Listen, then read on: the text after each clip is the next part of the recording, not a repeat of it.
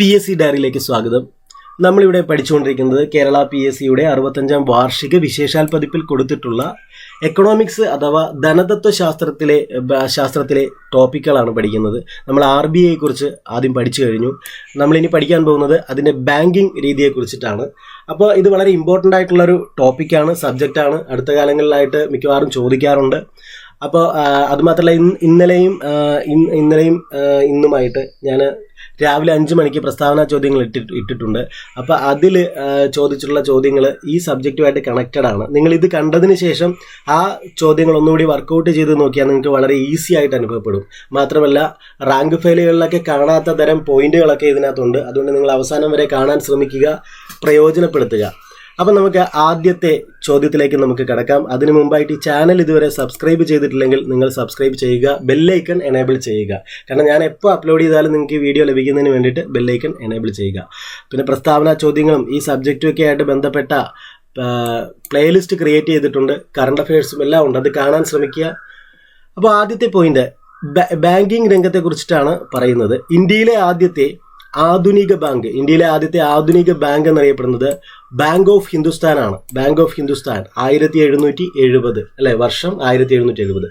ഇന്ത്യയിലെ ആദ്യത്തെ ആധുനിക ബാങ്ക് എന്നറിയപ്പെടുന്നത് ബാങ്ക് ഓഫ് ഹിന്ദുസ്ഥാൻ 1770 സ്ഥാപിക്കപ്പെട്ടത്. ഒരു ഇന്ത്യക്കാരൻ മാനേജ് ചെയ്യപ്പെട്ട ആദ്യ ഇന്ത്യൻ ബാങ്ക് എന്ന് പറയുന്നത് ഔദ് കൊമേഴ്ഷ്യൽ ബാങ്ക് ആണ്, അല്ലെ, ഔദ് കൊമേഴ്ഷ്യൽ ബാങ്ക്. ഒരു ഇന്ത്യക്കാരനാൽ മാനേജ് ചെയ്യപ്പെട്ട ആദ്യത്തെ ഇന്ത്യൻ ബാങ്ക് ഏതെന്ന് ചോദിച്ചാൽ അത് ഔദ് കൊമേഴ്ഷ്യൽ ബാങ്ക് ആണ്.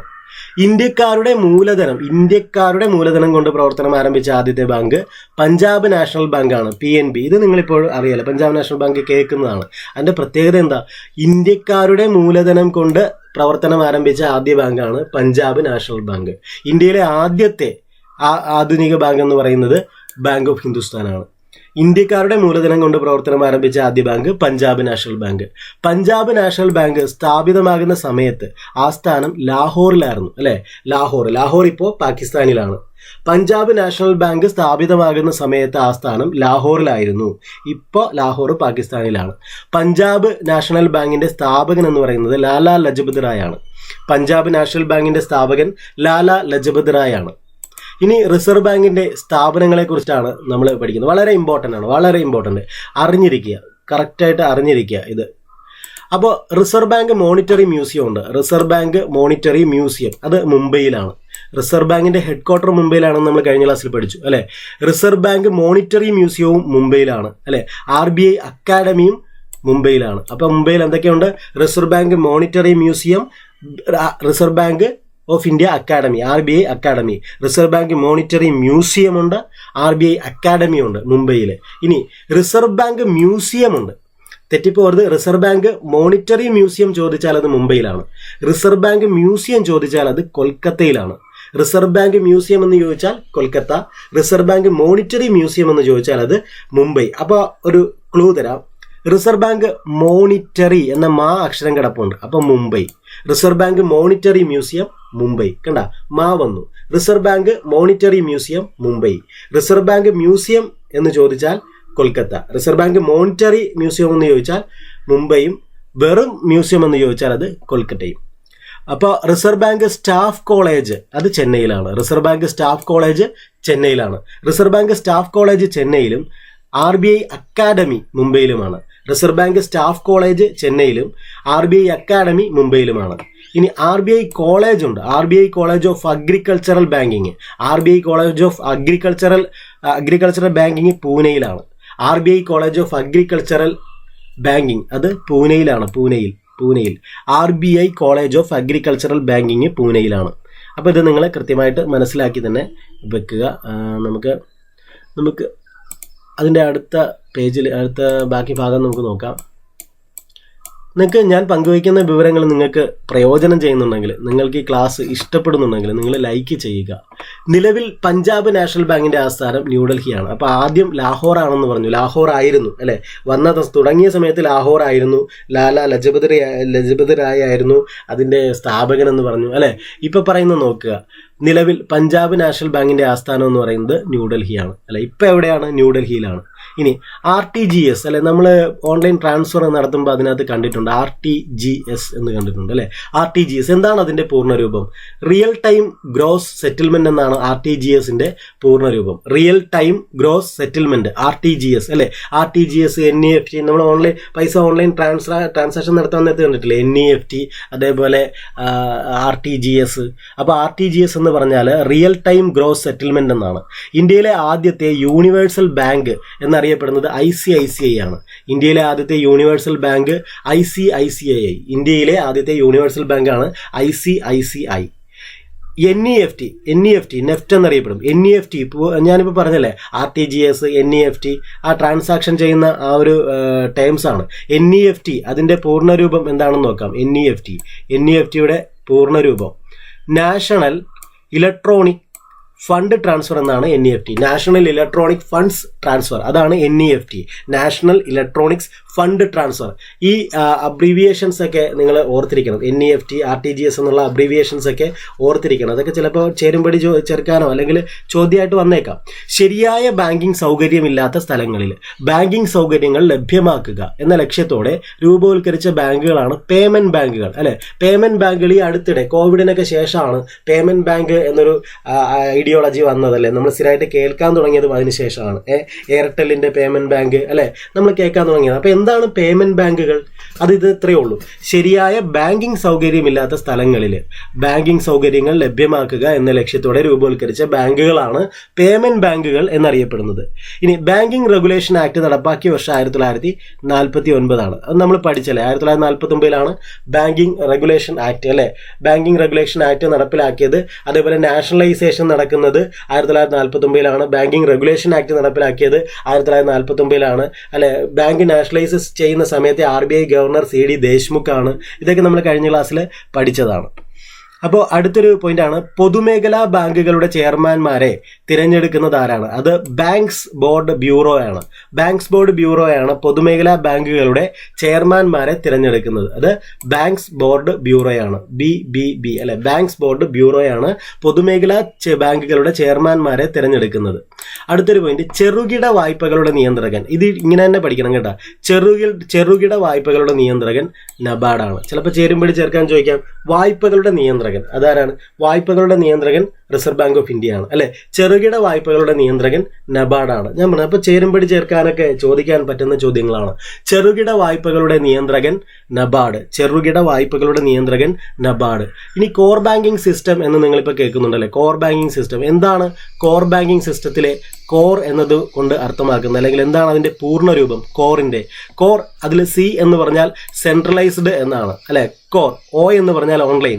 Centralised online real time exchange എന്നാണ് കോർ എന്നതിന്റെ മുഴുവൻ രൂപം അല്ലെ. CORE എന്താണ്?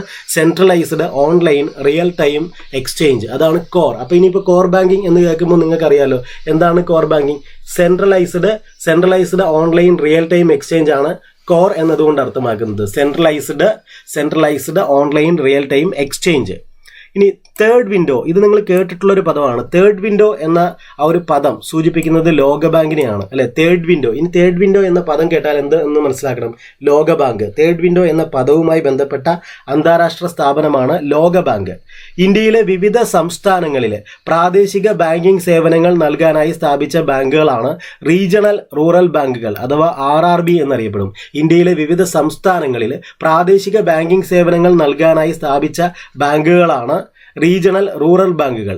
ബാങ്ക് അക്കൗണ്ട് ഇല്ലാത്തവർക്ക് ഒരു ബാങ്ക് അക്കൗണ്ട് എന്ന ലക്ഷ്യത്തോടെ ആരംഭിച്ച പദ്ധതിയാണ് ജൻധൻ യോജന അല്ലെ. ജൻധൻ യോജന ഇത് നിങ്ങൾ കേട്ടിട്ടുണ്ട്. ഈ ജൻധൻ യോജന ബാങ്ക് അക്കൗണ്ട് ഇല്ലാത്തവർക്ക് ഒരു ബാങ്ക് അക്കൗണ്ട് എന്ന ലക്ഷ്യത്തോടെ ആരംഭിച്ച പദ്ധതിയാണ് ജൻധൻ യോജന. ബ്രിക്സ് രാജ്യങ്ങളുടെ കൂട്ടായ്മയിൽ ആരംഭിച്ച ബാങ്ക് അതാണ് ന്യൂ ഡെവലപ്മെന്റ് ബാങ്ക് അല്ലെ. ബ്രിക്സ് രാജ്യങ്ങളുടെ കൂട്ടായ്മയിൽ ആരംഭിച്ച ബാങ്കാണ് new development bank. Sri Lanka, Myanmar ഏതൊക്കെ രാജ്യങ്ങളാണ്? ശ്രീലങ്ക, മ്യാൻമർ എന്നിവിടങ്ങളിൽ നിന്ന് പുനരധിവസിപ്പിക്കപ്പെട്ടവരെ സഹായിക്കുന്നതിനായി 1969 ഭാരത സർക്കാർ രൂപം കൊടുത്ത ബാങ്കാണ് റെപ്കോ ബാങ്ക്. കേട്ടോ. എന്താണ് റെപ്കോ ബാങ്ക്? ശ്രീലങ്ക, മ്യാൻമാർ എന്നിവിടങ്ങളിൽ നിന്ന് പുനരധിവസിപ്പിക്കപ്പെട്ടവരെ സഹായിക്കുന്നതിനായി 1969 ഭാരത സർക്കാർ രൂപം കൊടുത്ത ബാങ്കാണ് റെപ്കോ ബാങ്ക്. യൂറോപ്യൻ സെൻട്രൽ ബാങ്കിന്റെ ആസ്ഥാനം ഫ്രാങ്ക്ഫർട്ടാണ്. യൂറോപ്യൻ സെൻട്രൽ ബാങ്കിന്റെ ആസ്ഥാനം ഫ്രാങ്ക്ഫർട്ട്. ലോക ബാങ്കിൽ നിന്ന് ലോൺ എടുത്ത ആദ്യ രാജ്യമാണ് ഫ്രാൻസ്, അല്ലെ? ഫ്രാൻസ് ലോക ബാങ്കിൽ നിന്ന് ലോൺ എടുത്ത ആദ്യ രാജ്യമാണ് ഫ്രാൻസ്. ഒന്നാം ലോക മഹായുദ്ധത്തിൽ അല്ലെ വളരെ എന്താണ് കാശിട്ട് കൈകാര്യം ചെയ്ത് തരുന്ന ആൾക്കാരൊക്കെയാണ് ഈ ഫ്രാൻസ് എന്നൊക്കെ പറയുന്നത്. നമ്മുടെ അമേരിക്കൻ സ്വാതന്ത്ര്യ സമരത്തിൽ അമേരിക്കയൊക്കെ സഹായിച്ച ടീമാണ് ഫ്രാൻസ് എന്ന് പറയുന്നത്. നോക്കി അവർ ലോൺ എടുത്തിട്ടുണ്ട്. ലോക ബാങ്കിൽ നിന്ന് ലോൺ എടുത്ത ആദ്യ രാജ്യമാണ് ഫ്രാൻസ്. അല്ലെ, ഇങ്ങനെ കണക്ട് ചെയ്ത് പറയുന്നത് ഓർത്തിരിക്കാൻ വേണ്ടിയാണ്. ലോക ബാങ്കിൽ നിന്നൊക്കെ ലോൺ എടുത്ത ആദ്യ രാജ്യം എന്ന് പറയുന്നത് ഫ്രാൻസ് ആണ്, അല്ലെ? സ്റ്റേറ്റ് ബാങ്ക് ഓഫ് ഇന്ത്യയുടെ ആദ്യത്തെ വനിതാ ചെയർപേഴ്സൺ അരുന്ധതി ഭട്ടാചാര്യയാണ്, അല്ലെ? SBI state bank of India, SBI state bank of ഇന്ത്യയുടെ ആദ്യത്തെ വനിതാ ചെയർപേഴ്സൺ ആണ് അരുന്ധതി ഭട്ടാചാര്യ. ഇനി ന്യൂ ഡെവലപ്മെന്റ് ബാങ്ക്, അല്ലെ? ഈ ബാങ്ക് എന്താന്ന് പറഞ്ഞാൽ ഇത് ബ്രിക്സിന്റെ ബാങ്കാണ്, അല്ലെ? ന്യൂ ഡെവലപ്മെന്റ് ബാങ്ക് ബ്രിക്സ് രാജ്യങ്ങളുടെ കൂട്ടായ്മയിൽ ആരംഭിച്ച ബാങ്കാണ് new development bank. New development ബാങ്കിന്റെ ആസ്ഥാനം എന്ന് പറയുന്നത് ഷാങ്ഹായ് ആണ്. ന്യൂ ഡെവലപ്മെന്റ് ബാങ്കിന്റെ ആസ്ഥാനം ഷാങ്ഹായ്. ദരിദ്രരഹിതമായ ഒരു ലോകത്തിന് വേണ്ടി എന്ന പ്രമാണവാക്യം, അല്ലെ? ഇതൊരു ടാഗ് ലൈൻ ആണ്. എന്താണ്? ദരിദ്രരഹിതമായ ഒരു ലോകത്തിന് വേണ്ടി എന്ന പ്രമാണവാക്യവുമായി ബന്ധപ്പെട്ട സംഘടനയാണ് ലോകബാങ്ക്, അല്ലെ? ലോകബാങ്ക് നമ്മൾ പറഞ്ഞു, അല്ലെ? തേർഡ് വിൻഡോ എന്നറിയപ്പെടുന്ന ആ ഒരു പദം ലോകബാങ്കുമായിട്ട് ബന്ധപ്പെട്ടതാണ്, അല്ലെ? ലോകബാങ്ക്. അപ്പോൾ ലോകബാങ്കിന്റെ ടാഗ് ലൈൻ എന്താണ്?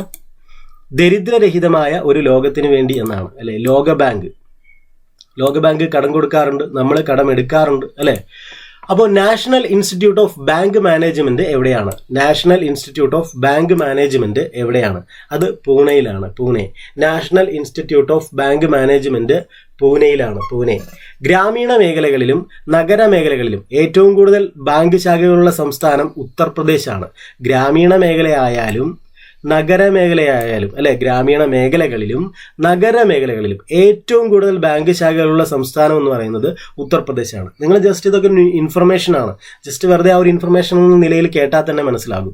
2012 ഏപ്രിൽ മുതൽ ചെക്കിന്റെ കാലാവധി എത്ര മാസമാണ്? 3 മാസമേ ഉള്ളൂ. ഇപ്പോൾ ഒരു ചെക്ക് കൊടുത്തു കഴിഞ്ഞാൽ അതിന്റെ കാലാവധി 3 മാസമേ ഉള്ളൂ, അല്ലെ? 2012 ഏപ്രിൽ മുതൽ അങ്ങനെയാണ് ചെക്കിന്റെ കാലാവധി. അപ്പൊ എപ്പോൾ മുതലാണ്? 2012 ഏപ്രിൽ മുതൽ. അർദ്ധനഗര പ്രദേശങ്ങളിൽ ഏറ്റവും കൂടുതൽ ബാങ്കുകൾ ശാഖകളുള്ള സ്ഥാപനം നമ്മുടെ കേരളമാണ്, സംസ്ഥാനം. അർദ്ധനഗര പ്രദേശങ്ങളിൽ ഏറ്റവും കൂടുതൽ ബാങ്ക് ശാഖകളുള്ള സംസ്ഥാനം നമ്മുടെ കേരളമാണ്. അർദ്ധനഗര പ്രദേശങ്ങളിൽ ഏറ്റവും കൂടുതൽ ബാങ്ക് ശാഖകളുള്ള സംസ്ഥാനം നമ്മുടെ കേരളമാണ്. ഇന്ത്യയിൽ ആദ്യമായി ATM സംവിധാനം നിലവിൽ വന്നത് മുംബൈയിലാണ്. നഗരം മുംബൈ.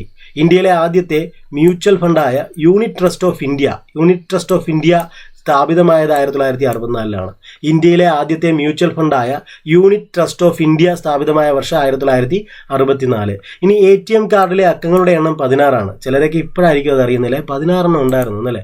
നിങ്ങൾ ജസ്റ്റ് ATM കാർഡ് എടുക്കുമ്പോൾ ഒന്ന് നോട്ട് ചെയ്യുക, അതിൽ 16 അക്കങ്ങൾ കാണാൻ പറ്റും. 16 അക്കങ്ങൾ, അല്ലെ? ATM കാർഡിലെ അക്കങ്ങളുടെ എണ്ണം 16. എത്ര ലക്ഷം രൂപയ്ക്ക് മുകളിലുള്ള തുകയാണ് RTGS വഴി ട്രാൻസ്ഫർ ചെയ്യാൻ കഴിയുന്നത്? RTGS നമ്മൾ മുകളിൽ പറഞ്ഞാണ്, അതിന്റെ ഫുൾ ഫോം പറഞ്ഞാണ്, അല്ലെ? അപ്പോൾ RTGS വഴി ട്രാൻസ്ഫർ ചെയ്യാൻ കഴിയുന്നത് 2 ലക്ഷം രൂപയാണ്. 2 ലക്ഷം രൂപ RTGS വഴി ട്രാൻസ്ഫർ. എത്ര ലക്ഷം രൂപയ്ക്ക് മുകളിലുള്ള തുകയാണ് ട്രാൻസ്ഫർ ചെയ്യാൻ കഴിയുന്നത്? 2 ലക്ഷം രൂപയ്ക്ക് മുകളിലുള്ള തുകയാണ് RTGS വഴി ട്രാൻസ്ഫർ ചെയ്യാൻ കഴിയുന്നത്. അപ്പോൾ 2 ലക്ഷം രൂപയ്ക്ക് മുകളിലുള്ള തുകയാണ് RTGS വഴി ട്രാൻസ്ഫർ ചെയ്യാൻ കഴിയുന്നത്. ഒരു വ്യക്തിയുടെ അക്കൗണ്ടിലുള്ള തുകയേക്കാൾ കൂടുതൽ പണം പിൻവലിക്കാൻ വാണിജ്യ ബാങ്കുകൾ അവസരം നൽകുന്നു. ഈ സേവനത്തിന്റെ പേരാണ് ഓവർ ഡ്രാഫ്റ്റ്, അല്ലെ? നമ്മുടെ അക്കൗണ്ടിൽ കിടക്കുന്ന തുകയേക്കാൾ കൂടുതൽ തുക പിൻവലിക്കാൻ അവസരം നൽകുന്നതാണ് ഓവർ ഡ്രാഫ്റ്റ് എന്നൊരു സംവിധാനമുണ്ട് ബാങ്കുമായി ബന്ധപ്പെട്ടാൽ അവരത് ഏർപ്പെടുത്തി തരും, അല്ലെ? അപ്പോൾ ഒരു വ്യക്തിയുടെ അക്കൗണ്ടിലുള്ള തുകയേക്കാൾ കൂടുതൽ പണം പിൻവലിക്കാൻ വാണിജ്യ ബാങ്കുകൾ അവസരം നൽകുന്നു. ഈ സേവനത്തിന്റെ പേരാണ് ഓവർ ഡ്രാഫ്റ്റ് എന്ന് പറയുന്നത്. വിദേശ വിനിമയ നിരക്കിനെ ഗവൺമെന്റ് നിർണ്ണയിക്കുന്നതിനെ പറയുന്ന പേരാണ് ഫിക്സ്ഡ് വിനിമയ നിരക്ക്. എന്താണ്? വിദേശ വിനിമയ നിരക്കിനെ ഗവൺമെന്റ് നിർണ്ണയിക്കുന്നതിനെ പറയുന്ന പേരാണ് ഫിക്സ്ഡ് വിനിമയ നിരക്ക് എന്ന് പറയുന്നത്. ജൻധൻ യോജന ആരംഭിച്ച 2014 ഓഗസ്റ്റ് 28, അല്ലെ? എല്ലാവർക്കും ബാങ്ക് എന്നൊരു സിസ്റ്റമാണ് ജൻധൻ യോജനയിൽ പ്രതിഫലിക്കുന്നത്, അല്ലെ? അങ്ങനെ. അപ്പൊ ജൻധൻ യോജന ആരംഭിച്ചത് 2014 ഓഗസ്റ്റ് 28 ജൻധൻ യോജന ആരംഭിക്കുന്നത്. അപ്പോൾ അടുത്ത ഒരു പോയിന്റ് നോക്കാം. വ്യവസായികളും വ്യാപാരികളും കൂടുതലായി ഉപയോഗിക്കുന്ന നിക്ഷേപ പദ്ധതിയാണ് പ്രചലിത നിക്ഷേപം. എനിക്ക് തോന്നുന്നു ഇതിന്റെ ഇംഗ്ലീഷ് കറണ്ട് അക്കൗണ്ട് എന്നുള്ളതാണ് അല്ലെ. നമ്മൾ സാധാരണ യൂസ് ചെയ്യുന്ന സേവിങ്സ് അക്കൗണ്ട് അല്ലേ, ഇവർ യൂസ് ചെയ്യുന്നത് കറണ്ട് അക്കൗണ്ടാണ്. പിന്നെ ഫിക്സഡ് ഡെപ്പോസിറ്റ് അല്ലെ, കറണ്ട് അക്കൗണ്ട്, അങ്ങനെ പ്രചലിത നിക്ഷേപം, അതേപോലെ സേവിങ്സ് അക്കൗണ്ട്, അങ്ങനെ കുറച്ച് ടൈപ്പ് നിക്ഷേപങ്ങൾ അതിനകത്തുണ്ട് അല്ലെ. ഫിക്സഡ് ഡെപ്പോസിറ്റ് അങ്ങനെയുണ്ട്. അപ്പോൾ അതിൽ പ്രചലിത നിക്ഷേപമാണ് വ്യവസായികളും വ്യാപാരികളും കൂടുതലായിട്ട് യൂസ് ചെയ്യുന്നത്. അവർക്ക് ഒരു ദിവസം തന്നെ പലതവണ ഇടുകയും എടുക്കുകയൊക്കെ ചെയ്യേണ്ടി വരാറുണ്ട് അല്ലെ. അപ്പോൾ അത് പ്രചലിത നിക്ഷേപം എന്ന് പറയുന്നു. വ്യവസായികളും വ്യാപാരികളും കൂടുതലായി ഉപയോഗിക്കുന്ന നിക്ഷേപ പദ്ധതിയാണ് പ്രചലിത നിക്ഷേപം. നെഫ്റ്റ് വഴി ട്രാൻസ്ഫർ ചെയ്യാൻ കഴിയുന്ന ഏറ്റവും കുറഞ്ഞ തുക 1 രൂപയാണ് അല്ലെ. നമ്മൾ ഓൺലൈൻ ട്രാൻസ്ഫർ ചെയ്യുമ്പോൾ NEFT വെച്ചിട്ടല്ലേ ചെയ്യുന്നത്. നെഫ്റ്റ് വഴി ട്രാൻസ്ഫർ ചെയ്യാൻ കഴിയുന്ന ഏറ്റവും കുറഞ്ഞ തുകയാണ് 1 രൂപയാണ്. അടുത്ത ബ്രിട്ടൻ വുഡ് ഇരട്ടകൾ, ബ്രിട്ടൻ വുഡ് സിസ്റ്റേഴ്സ് എന്നറിയപ്പെടുന്ന സ്ഥാപനങ്ങളാണ് അന്താരാഷ്ട്ര പുനർനിർമ്മാണ വികസന ബാങ്കും അന്താരാഷ്ട്ര നാണയ നിധിയും അല്ലെ. എന്തൊക്കെയാണ് ബ്രിട്ടൻ വുഡ് സിസ്റ്റേഴ്സ് എന്നറിയപ്പെടുന്നത്? അന്താരാഷ്ട്ര പുനർനിർമ്മാണ വികസന ബാങ്കും അന്താരാഷ്ട്ര നാണയ നിധിയും. നബാർഡ് ചെയർമാനെ നിയമിക്കുന്നത് ഇന്ത്യ ഗവൺമെന്റ് ആണ്. നബാർഡ് അല്ലെ, national bank for agriculture and rural development, അതാണ് നബാർഡ് എന്നതിന്റെ പൂർണ്ണരൂപം. അപ്പൊ നബാർഡ് ചെയർമാനെ ആരാണ് നിയമിക്കുന്നത്? നബാർഡ് ചെയർമാനെ നിയമിക്കുന്നത് ഇന്ത്യ ഗവൺമെന്റ് ആണ്. പാവപ്പെട്ട ജനങ്ങൾക്ക് തങ്ങളുടെ ജീവിത നിലവാരം മെച്ചപ്പെടുത്തുന്നതിന് വായ്പാ സംവിധാനം ലഭ്യമാക്കുന്ന മൈക്രോ ക്രെഡിറ്റ് സംവിധാനം ലോകത്ത് ആദ്യമായി നടപ്പിലാക്കിയത് മുഹമ്മദ് യൂനിസ് ആണ് അല്ലെ. നമുക്കറിയാം ഇപ്പോൾ മൈക്രോ പദ്ധതികളൊക്കെ എന്തുവാ, ഈ അതിനൊരു പേരുണ്ടല്ലോ, എൻ്റെ പേര് മറന്നു, നമ്മുടെ ഈ അയൽക്കൂട്ടങ്ങളൊക്കെ അവർ ഈ മൈക്രോ ക്രെഡിറ്റ് അല്ലേ, ചെറിയ രീതിയിലുള്ള ഒരു സ്ഥലത്തെ ജനങ്ങളൊക്കെ സംഘടിച്ച് അയൽക്കൂട്ട സംവിധാനങ്ങളിലൂടെ ഒക്കെ പൈസ അങ്ങോട്ടും ഇങ്ങോട്ടും ഒക്കെ അല്ലേ മാസം ഇട്ട് പിന്നെ അത് ഓരോരുത്തർക്ക് ലോണൊക്കെ കൊടുത്ത് അങ്ങനെയുള്ള സംവിധാനമാണ് മൈക്രോ ക്രെഡിറ്റ് എന്ന് പറയുന്നത്. അപ്പോൾ പാവപ്പെട്ട ജനങ്ങൾക്ക് തങ്ങളുടെ ജീവിത നിലവാരം മെച്ചപ്പെടുത്തുന്നതിന് വായ്പാ സംവിധാനം ലഭ്യമാക്കുന്ന മൈക്രോ ക്രെഡിറ്റ് സംവിധാനം ലോകത്ത് ആദ്യമായി അവതരിപ്പിച്ചത് അല്ലെ, നടപ്പിലാക്കിയത് മുഹമ്മദ് യൂനിസ് ആണ്. മുഹമ്മദ് യൂനിസ്, ഇദ്ദേഹം ബംഗ്ലാദേശുകാരനാണ്. അപ്പോൾ അടുത്ത ഒരു പോയിന്റാണ് അന്താരാഷ്ട്ര നാണയനിധി IMF. അന്താരാഷ്ട്ര നാണയനിധിയുടെ മേധാവി, IMFന്റെ മേധാവി എപ്പോഴും യൂറോപ്പിൽ നിന്നുള്ള ഒരു വ്യക്തിയായിരിക്കും. IMFലെ മേധാവി എപ്പോഴും ആരായിരിക്കും? യൂറോപ്പിൽ നിന്നുള്ള വ്യക്തിയായിരിക്കും. IMF അന്താരാഷ്ട്ര നാണയനിധിയുടെ മേധാവിയായ ആദ്യ വനിതയാണ് ക്രിസ്റ്റീൻ ലഗാർഡ്. ഫ്രാൻസ് സ്വദേശിയാണല്ലോ, ഫ്രാൻസിലെ ആളാണ്.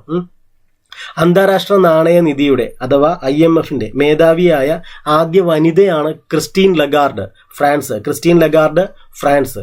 ഇന്ത്യയിൽ ആദ്യമായി ബാങ്കിംഗ് ഓംബുഡ്സ്മാൻ സ്കീം അവതരിപ്പിച്ച വർഷം 1995 ബാങ്കിംഗ് ഓംബുഡ്സ്മാൻ സ്കീം അവതരിപ്പിച്ച 1995 2002 പരിഷ്കരിച്ചു. ഇപ്പോൾ നിലവിലുള്ള സ്കീം കൊണ്ടുവന്നത് 2006 ബാങ്കിംഗ് ഓംബുഡ്സ്മാനൊക്കെ വളരെ പ്രധാനപ്പെട്ട ഒരു സംഗതിയാണ് ബാങ്കിംഗ് മേഖലയിൽ. ബാങ്കിംഗ് ഓംബുഡ്സ്മാൻ അല്ലെ, നമുക്ക് പരാതി പരിഹരിച്ച് കിട്ടുന്നത് ബാങ്കിംഗ് ഓംബുഡ്സ്മാനിലൂടെയാണ്.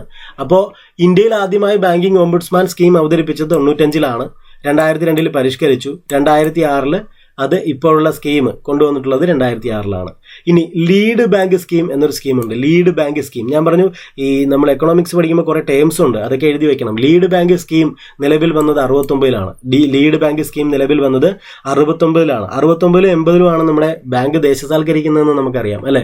69 ലീഡ് ബാങ്ക് സ്കീം നിലവിൽ വന്ന വർഷം 1969. സാമ്പത്തിക വർഷമായി ജനുവരി മുതൽ ഡിസംബർ ഫോർമാറ്റ് സ്വീകരിച്ച ആദ്യ സംസ്ഥാനം മധ്യപ്രദേശാണ് അല്ലെ.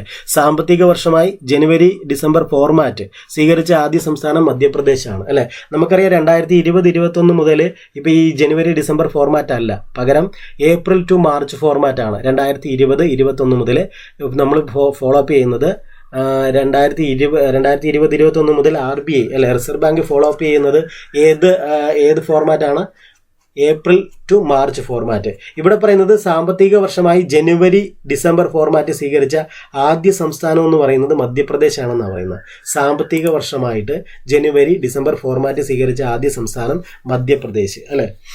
അപ്പോൾ നമ്മുടെ സംസ്ഥാനമൊക്കെ എങ്ങനെയാണ്? ഏപ്രിൽ ടു മാർച്ച് ആണ് അല്ലേ. ഇപ്പോൾ ക്ലോസിംഗ് ആയിരുന്നല്ലോ. പൊതുമേഖലാ ബാങ്കുകളുടെ പ്രവർത്തനം മെച്ചപ്പെടുത്തുന്നതിനായി 2016 ഏപ്രിൽ 1 നിലവിൽ വന്ന സ്ഥാപനമാണ് ബാങ്ക് ബോർഡ് ബ്യൂറോ എന്ന് പറയുന്നത്. പൊതുമേഖലാ ബാങ്കുകളുടെ പ്രവർത്തനം മെച്ചപ്പെടുത്തുന്നതിനായി 2016 ഏപ്രിൽ 1 ആ ഡേറ്റ് 2016 ഏപ്രിൽ 1 നിലവിൽ വന്ന സ്ഥാപനമാണ് ബാങ്ക് ബോർഡ് ബ്യൂറോ എന്നറിയപ്പെടുന്നത്. Federation of Indian chambers of commerce and industry. എന്താണ് federation of Indian chambers of commerce and industry 1927 സ്ഥാപിച്ചത് ജി ഡി ബിർളയും പുരുഷോത്തം ദാസ് താക്കൂർദാസും ചേർന്നിട്ടാണ്. ജി ഡി ബിർളയും പുരുഷോത്തം ദാസ് താക്കൂർദാസും ചേർന്നിട്ടാണ് federation of Indian chambers of commerce and industry 1927 സ്ഥാപിച്ചത്. ഗ്രാമീണ വ്യവസായങ്ങളെ ഉണർത്തുക എന്ന ലക്ഷ്യത്തോടെ പ്രവർത്തിക്കുന്ന ഇന്ത്യൻ ബാങ്കാണ് ഇന്ത്യൻ ചെറുകിട വ്യവസായ വികസന ബാങ്ക്, അല്ലെ, സിഡ്ബി എന്നറിയപ്പെടും, അല്ലെ. ഇന്ത്യൻ ചെറുകിട വ്യവസായ വികസന ബാങ്ക് അഥവാ സിഡ്ബി. ഗ്രാമീണ വ്യവസായങ്ങളെ ഉണർത്തുക, എന്താണ് അതിന്റെ ഒബ്ജക്റ്റീവ്? ഗ്രാമീണ വ്യവസായങ്ങളെ ഉണർത്തുക എന്ന ലക്ഷ്യത്തോടെ പ്രവർത്തിക്കുന്ന ഇന്ത്യൻ ബാങ്കാണ് ഇന്ത്യൻ ചെറുകിട വ്യവസായ വികസന ബാങ്ക് അഥവാ സിഡ്ബി. ന്യൂ ഡെവലപ്മെന്റ് ബാങ്ക് ഏത് സംഘടനയുടേതാണ്? ന്യൂ ഡെവലപ്മെന്റ് ബാങ്ക് നമ്മൾ കഴിഞ്ഞ ക്ലാസ് ഡിസ്കസ് ചെയ്തു, ബ്രിക്സിൻ്റെതാണ്. ന്യൂ ഡെവലപ്മെന്റ് ബാങ്ക് ബ്രിക്സിൻ്റെതാണ്. ബാങ്കിങ്ങിന്റെ തൊട്ടിൽ എന്നറിയപ്പെടുന്നത് കർണാടകമാണ്. കർണാടകം. മുദ്ര ബാങ്കിന്റെ ആസ്ഥാനം ന്യൂഡൽഹിയാണ്. ഇന്ത്യയിലെ ആദ്യത്തെ ബിറ്റ്കോയിൻ ATM സ്ഥാപിച്ചത് എവിടെയാണ്? അത് ബംഗളൂരുവിലാണ്. ബംഗളൂരുവിലാണ്.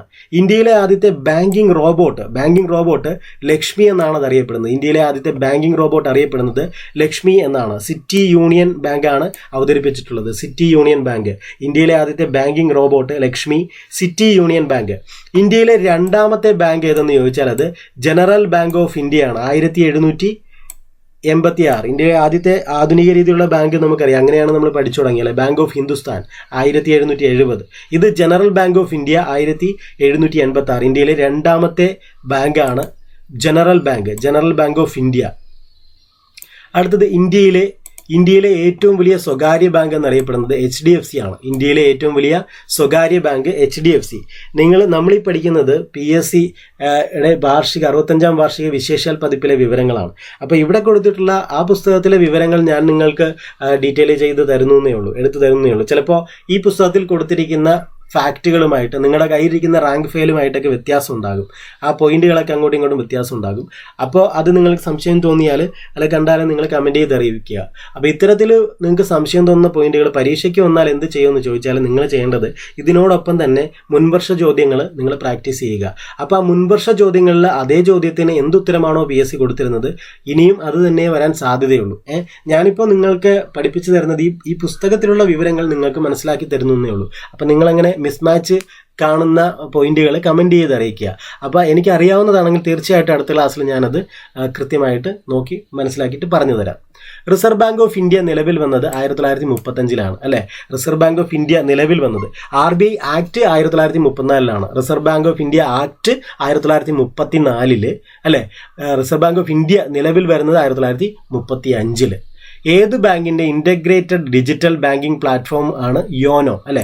അത് നിങ്ങൾക്കറിയാം. SBIയുടെ ആണ് യോനോ എന്നറിയപ്പെടുന്നത്. SBI യോനോ അല്ലെ? SBIയുടെ ആണ് യോനോ എന്ന് പറയുന്ന ആപ്പ് അല്ലെ?